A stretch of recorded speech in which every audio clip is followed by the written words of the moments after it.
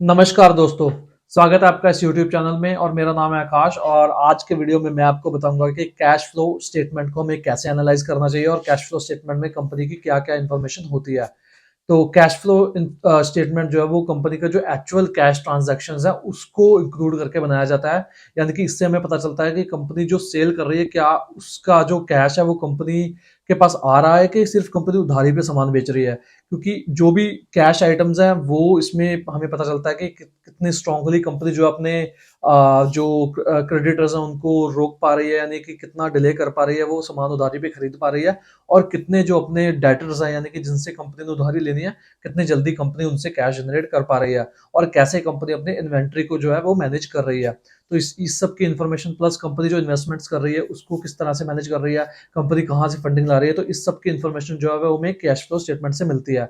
जबकि जो income statement है वो हमें कैश आइटम्स और नॉन कैश आइटम दोनों इंक्लूड और एक्सक्लूड करके कंपनी का नेट प्रॉफिट बताता है। लेकिन जो कैश फ्लो स्टेटमेंट है ये एक्चुअल जो कैश कंपनी के पास आया है या कंपनी के पास है या कंपनी के पास से गया है उसकी इंफॉर्मेशन हमें देता है।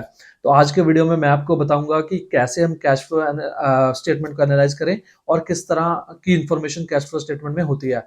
लेकिन वीडियो शुरू करने से पहले अगर आप इस चैनल पे पहली बार आए हैं और अगर आपने अभी तक चैनल को सब्सक्राइब नहीं किया है तो चैनल को सब्सक्राइब जरूर कर लें।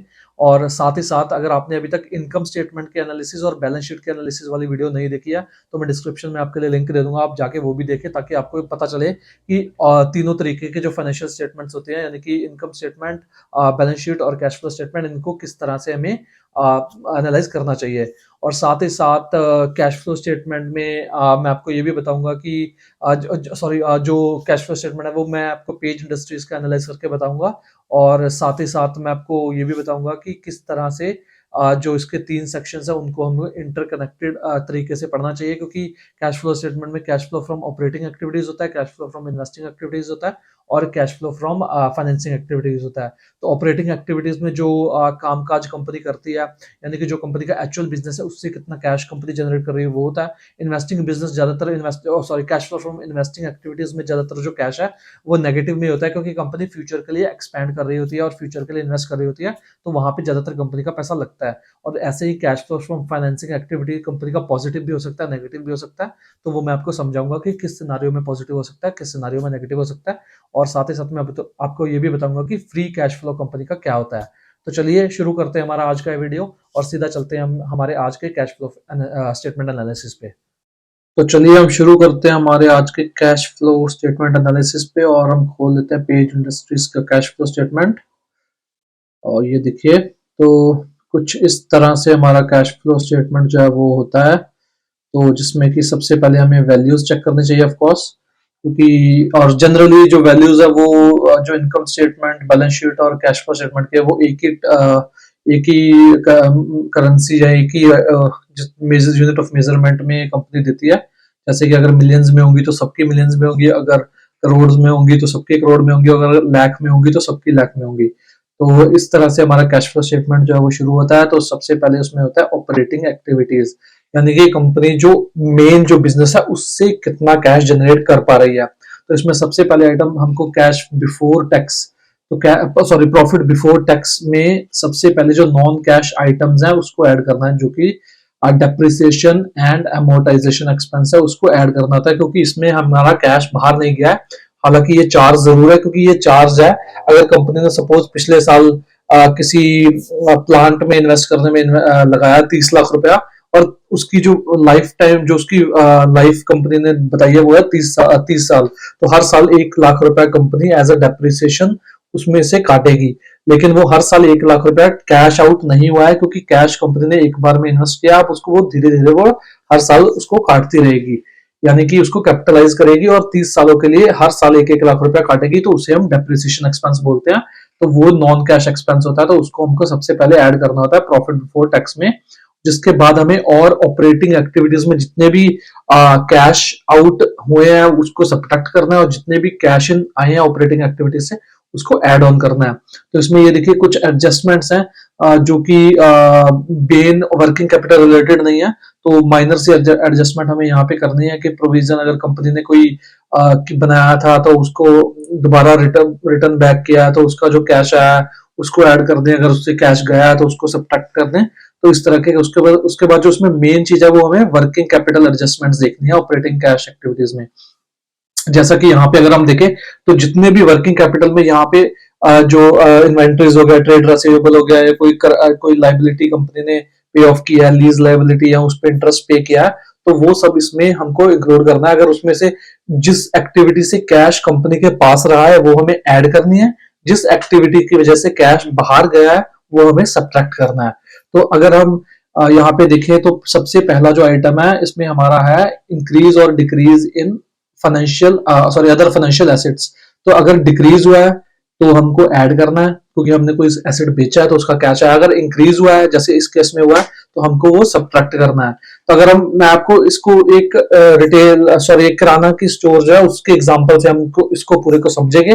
तो सबसे पहले अगर किराने का स्टोर 1 लाख रुपए का प्रॉफिट करता है साल का, तो उसमें अगर उसका जो डेप्रिसिएशन एक्सपेंस है वो अगर हम इसको हम इग्नोर कर देते हैं, उसके बाद हम सीधा वर्किंग कैपिटल पे आ जाते हैं। तो उसके बाद अगर उसने सपोज कोई अपनी शॉप के लिए कोई 5,000 रुपए की आइटम खरीदी, जो कि एज एसेट काम करेगी, मे बी कोई छोटा सेलफोन खरीदा फोन, या मे बी और कोई भी ऐसा एक्सपेंडिचर किया जिसके जो कि एज एसेट दुकान में रहेगा, तो अगर उसको एक्सपेंडिचर किया है तो वो मतलब कि उसने कैश आउट किया है, तो 1 लाख रुपए में से हम 5,000 माइनस कर देंगे। जैसा कि पेज इंडस्ट्रीज के केस में ये लगभग 1.4 करोड़ का फाइनेंशियल एसेट उन्होंने खरीदा है, तो ये हमको कैश में से सब्ट्रैक्ट करना है क्योंकि कैश आउट हुआ है।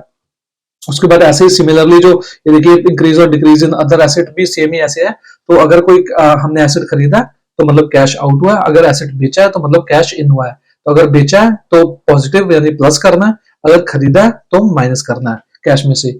उसके बाद फिर अगर हम आ जाएं ट्रेड रिसीवेबल और इन्वेंट्रीज में, तो इसमें भी ऐसा ही है। अगर इन्वेंट्रीज बड़ी हैं तो मतलब कि कैश हमने ज्यादा खरीदा है, कैश लॉक इन हुआ है इन्वेंट्रीज में, तो वो हमको सब्ट्रैक्ट करना है। ऐसे ही अगर ट्रेड रिसीवेबल्स बड़े हैं यानी कि उधारी पे हमने सामान ज्यादा बेचा है, अगर शॉप के लिए हमने सपोज अगर हमने 1 लाख में से 10,000 का जो पिछले साल 10,000 की उधारी थी वो इस साल हमने 15,000 कर दिया, तो हमारा 15,000 कैश लॉक इन हो गया रिसीवेबल्स में, यानी कि जो हमने उधारी पे सामान बेचा है वो 15,000 है।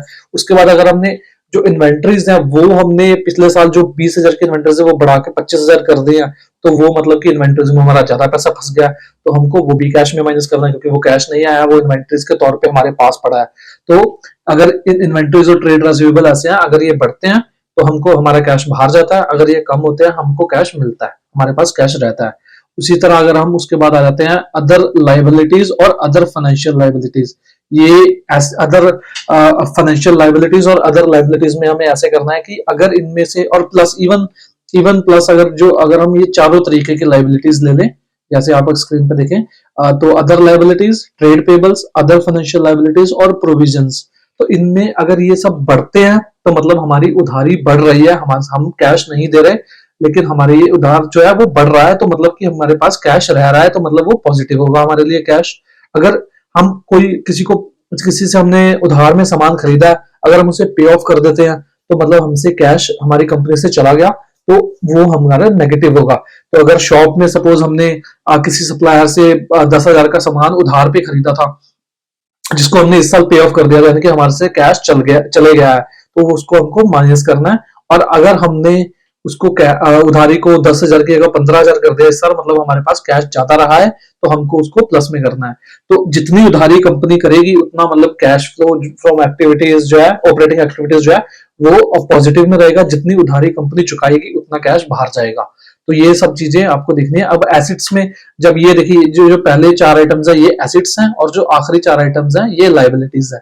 तो अगर एसिड हमारा कोई भी बढ़ रहा है तो मतलब हम कुछ खरीद रहे हैं, हमारा कैश बाहर जा रहा है। अगर कोई भी एसेट बढ़ रहा है, कोई हम फर्नीचर खरीदा, हमने कोई कंप्यूटर खरीदा, कोई प्लांट खरीदा, कोई रॉ मटेरियल खरीदा इन्वेंटरीज के लिए, कोई हमने उधारी पे सामान बेचा, तो वो उधारी पे सामान जो बेचा है तो एसेट ही, वो पैसा आएगा, लेकिन वो एक तरीका का हमारे से आज जो कैश है वो नहीं आ रहा, हमारे से आज कैश कम हो रहा है। और इसी तरह लाइबिलिटीज के केस में क्या है कि अगर हमने कुछ भी उधारी पे खरीदा तो उसमें हमारा कैश जो है हमारे पास ही रहेगा, और अगर हमने कुछ उधारी चुकाई तो हमसे कैश चला जाएगा। तो ये आपको समझना है। तो इन चारों जो पहले 4 आइटम है ये अगर बढ़ते हैं तो हमें कैश में से माइनस करना है, और अगर घटते हैं तो कैश में से प्लस करना है, और जो अगले 4 आइटम है अगर ये बढ़ते हैं तो हमें कैश में प्लस करना है, और अगर घटते हैं तो कैश में माइनस करना है। तो अगर हम उसके केस में देखें, पेज इंडस्ट्रीज के केस में, तो कैश जनरेटेड फ्रॉम ऑपरेशंस जो है वो 188 करोड़ का है, और उसके बाद 190 करोड़ का जो है वो टैक्स है कंपनी के ऊपर। और जो नेगेटिव कंपनी का जो इस करंट ईयर का कैश जो है ऑपरेटिंग एक्टिविटी से वो नेगेटिव 1.5 करोड़ का है, जो कि लास्ट ईयर पॉजिटिव 326 करोड़ का था। लेकिन इसको हम ऐसे देखें कि अगर cash flow from operating activities होता नेगेटिव है, लेकिन अगर ये 1 या 2 साल के लिए होता है, किसी एक्सटर्नल एनवायरनमेंट की वजह से डिमांड कम हो गई, प्रोडक्ट की इन्फ्लेशन बढ़ गया, रिसेशन के सीन्स लग रहे हैं, तो उस सिचुएशन में हमको ये इग्नोर कर देना चाहिए। और लेकिन अगर ये हर साल कंपनी का जो cash flow from operating activities negative में है, तो वो एक खराब साइन है, क्योंकि अगर कंपनी अपने बेसिक धंधे से पैसा नहीं बना पाएगी तो कंपनी को आगे ग्रो करने के लिए बाहर से फंडिंग उठानी पड़ेगी। अब सपोज आपकी दुकान है, अगर आप उसमें हर साल अगर आपने 1 लाख रुपए लगाया और उसके बाद वो 1 लाख रुपए जो लॉक इन होगा उससे आपका कोई रिटर्न नहीं बना, और उसके बाद फिर अगले साल अगर आपको कुछ और इन्वेंट्रीज लानी है, अगर कोई दुकान को बड़ा करना है, दुकान में कोई फर्नीचर लाना है, तो आपको बैंक से लोन लेना पड़ेगा, किसी दोस्त से उधारी मांगनी पड़ेगी, किसी को अपने जो शॉप की ओनरशिप बेचनी पड़ेगी। तो इस तरह का सीन कंपनी के साथ भी होता है। अगर कंपनी का cash flow from operating activities लगातार नेगेटिव में है तो कंपनी को फ्यूचर में ग्रो करने में दिक्कत आएगी, क्योंकि कंपनी को एक्सटर्नल फंडिंग की जरूरत पड़ेगी, और इसीलिए उसी कंपनी में इन्वेस्ट करें जिसका जो cash flow from operating activities है वो पॉजिटिव हो। अब उसके बाद हम आ जाते हैं cash flow from investing activities. तो इन्वेस्टिंग एक्टिविटीज में बेसिकली वो कैश फ्लो होता है जो कंपनी एसेट खरीदने में इन्वेस्ट करती है, या फिर एसेट बेच के कंपनी के पास कैश आता है।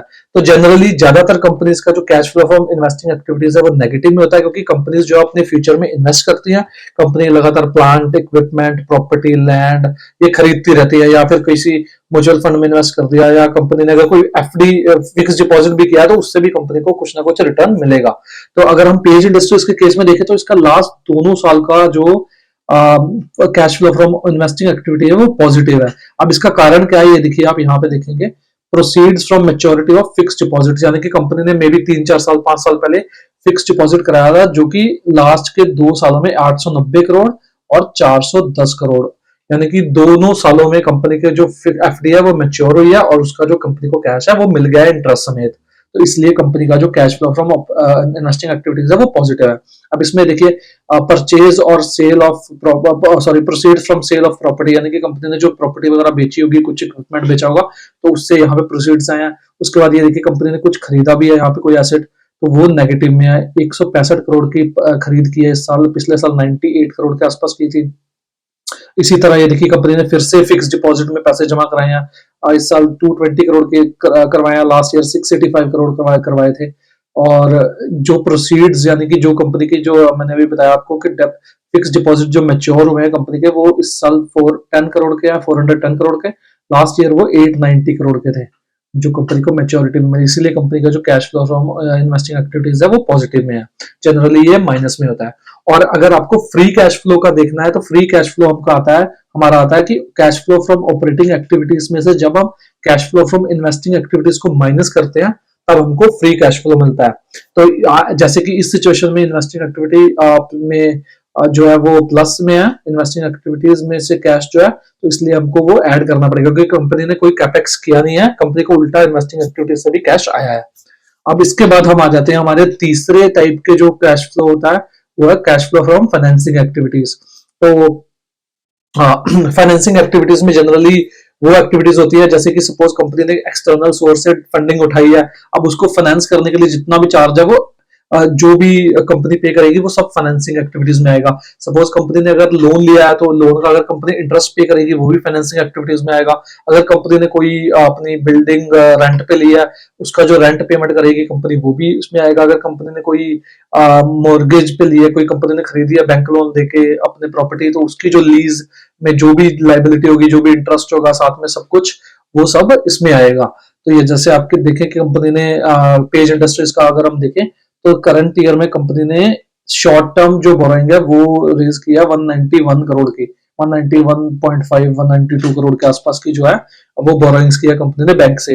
उसके बाद ये देखिए पेमेंट जो है लीज लाइबिलिटीज की पेमेंट किया कंपनी ने लगभग 35 करोड़ की। फिर उसके बाद इंटरेस्ट पे किया कंपनी ने लीज लाइबिलिटीज पे जो था लगभग 14 करोड़ का।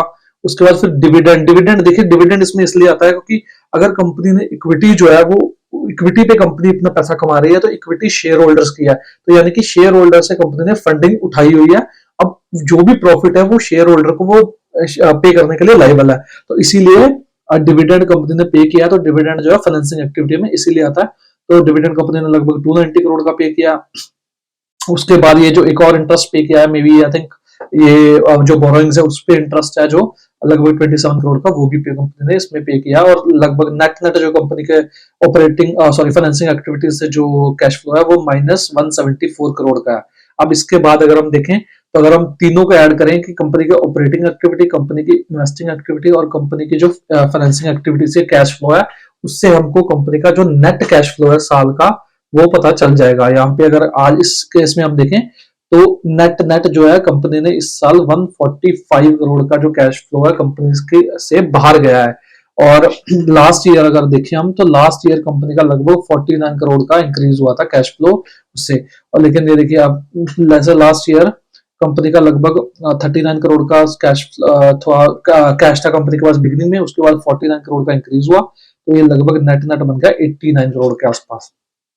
अब इस साल 89 करोड़ से कंपनी ने शुरू किया, लेकिन साल में कंपनी ने 145 करोड़ का जो कैश फ्लो है कंपनी से बाहर गया, तो कंपनी नेट नेट जो पोजीशन है कंपनी की साल की वो है -560 करोड़। यानी कि कंपनी को अपनी एक्टिविटीज जो है वो ऑपरेटिंग एक्टिविटीज जो धंधा चलाने के लिए पैसा था वो लगभग बैंक से उठाना पड़ा। वर्किंग कैपिटल के लिए जो पैसा था वो लगभग 566 करोड़ का बैंक से उठाना पड़ा, क्योंकि कंपनी के पास जो बैलेंस बचा था बैंक में वो लगभग 5.78 करोड़ था, और जो कैश इन हैंड था वो लगभग 8 लाख के आसपास था कैश था। तो लगभग 6-6.5 करोड़ कंपनी के अपने थे और बाकी 559 करोड़ कंपनी माइनस में है, इसीलिए 566 करोड़ कंपनी जो है वो बैंक से क्रेडिट लिया है इस साल में।